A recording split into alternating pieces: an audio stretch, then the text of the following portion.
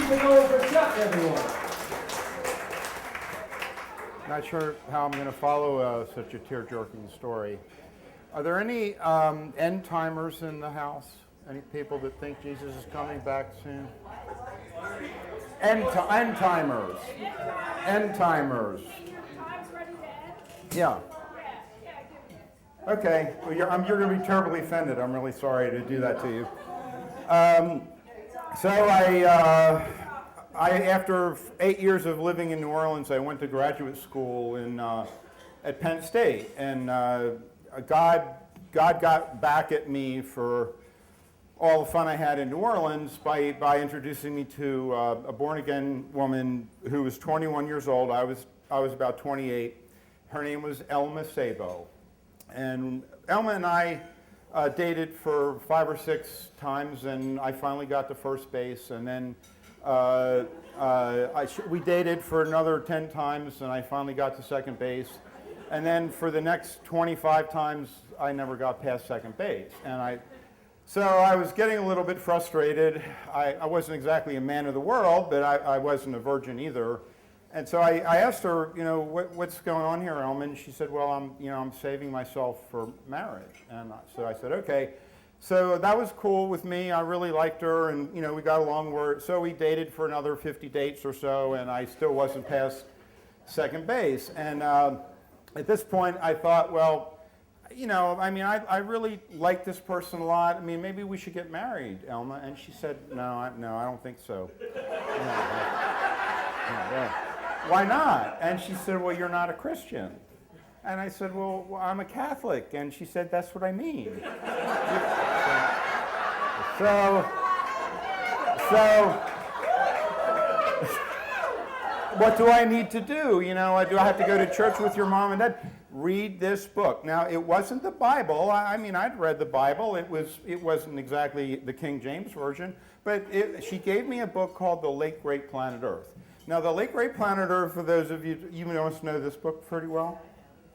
You know what? Okay. Okay, it's written by this guy named Hal Lindsey, and it sold about 50 million copies. And the genius of Hal Lindsey was that he took the book of Revelation and he interpreted it for modern-day Americans. And I found it pretty terrifying. It was a pretty scary book. It predicted that Jesus was coming back within our lifetime, and that he was going to come back with a sword in his hand, like Aragorn at the end of The Return of the King, and all hell was going to break loose. And by the way, the 2 million army over in China, that was exactly the size of the the army in Red China. And the 10-headed monster that was going to rise out of the sea, well, there was 10 countries in the common market. And I started to read all this stuff, and I thought, geez, my girlfriend is freaking crazy. But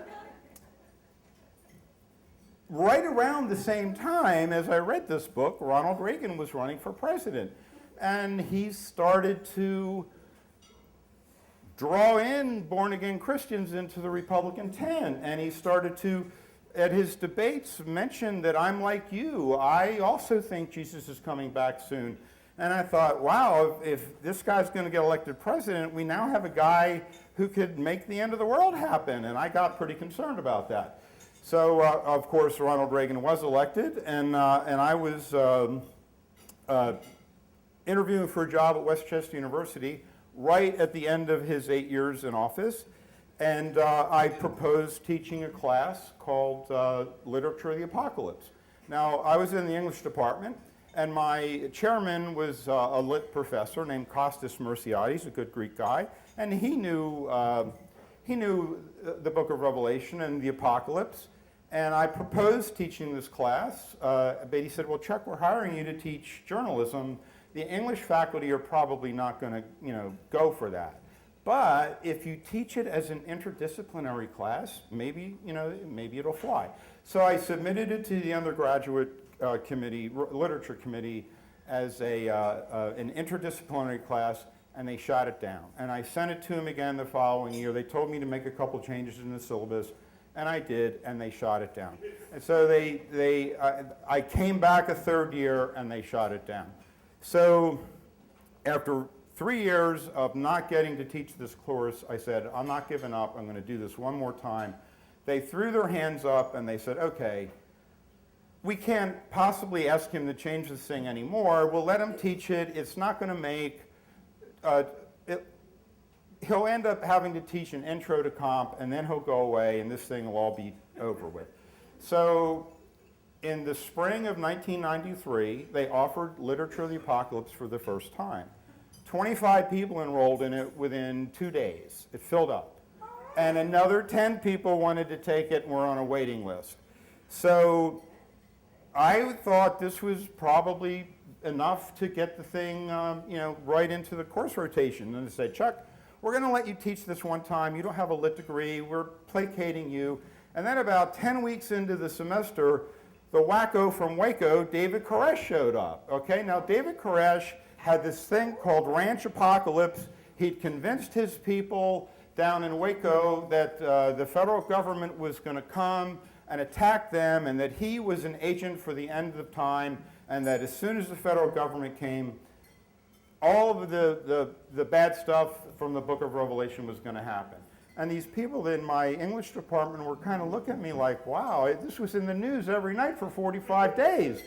So my class got saved by divine intervention, and I didn't have to, I think God also saved me from a pretty terrible marriage with Elma, because I'm not sure I would have been able to handle the end times constantly. So that's my story.